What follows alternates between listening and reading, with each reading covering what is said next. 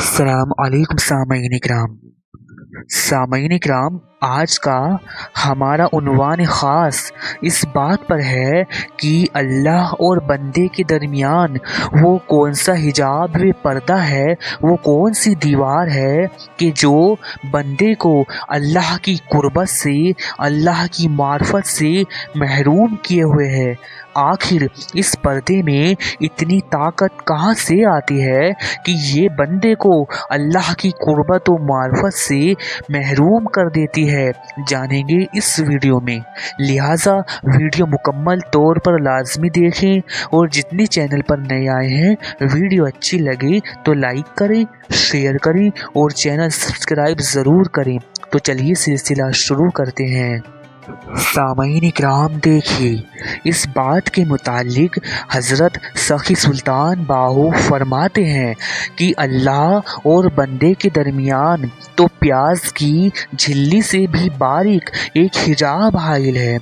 और यही वो हिजाब है कि जो इंसान को अल्लाह की कुर्बत व मार्फत से वे दीदार इलाही से बाहर किए हुए है। यहाँ तक कि अगर इंसान जिंदगी भर भी कोशिश ना करे तो इंसान आखिरत में भी दीदार इलाही की इस अजीम नेमत से महरूम रहेगा,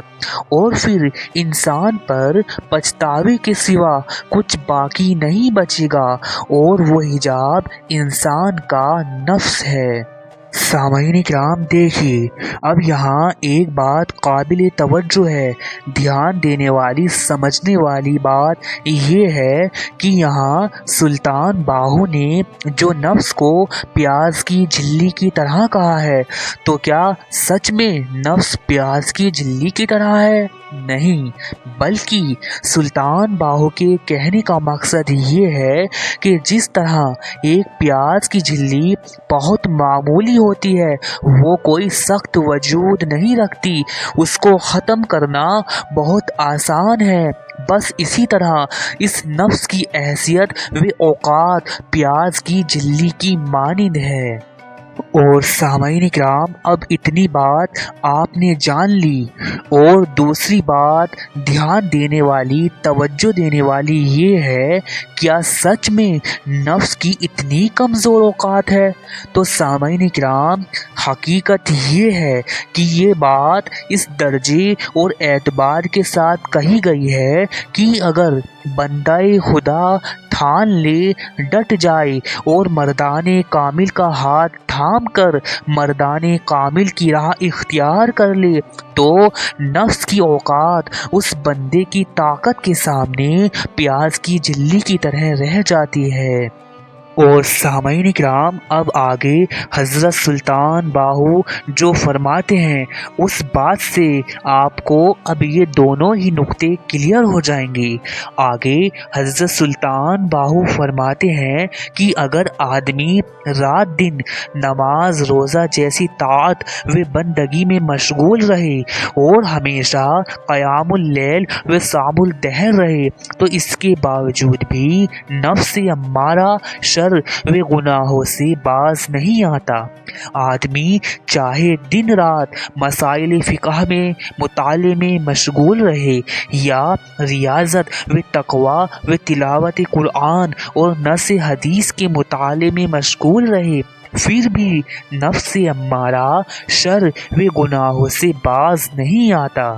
और सामईन इकराम, इससे पहले आपने सुना कि नफ्स को सुल्तान बाहू ने प्याज की झिल्ली की तरह फरमाया, और इस फरमान में इतना ताकतवर बताया जा रहा है। तो सामईन इकराम, डर हकीकत बात यही है कि जो मैंने अभी आपसे पहले अर्ज़ की कि नफ्स की औकात प्याज की झिल्ली की तरह होना उस दर्जे के लोगों के लिए है कि जिन लोगों ने मर्दाने कामिल पर बैत कर कर मर्दाने कामिल की राह मजबूती से थाम ली है। बाकी जो सिर्फ ज़ाहिरी इबादत पर कनाअत किए हुए हैं, नफ्स तो उनको गुलाम बना कर रखता है।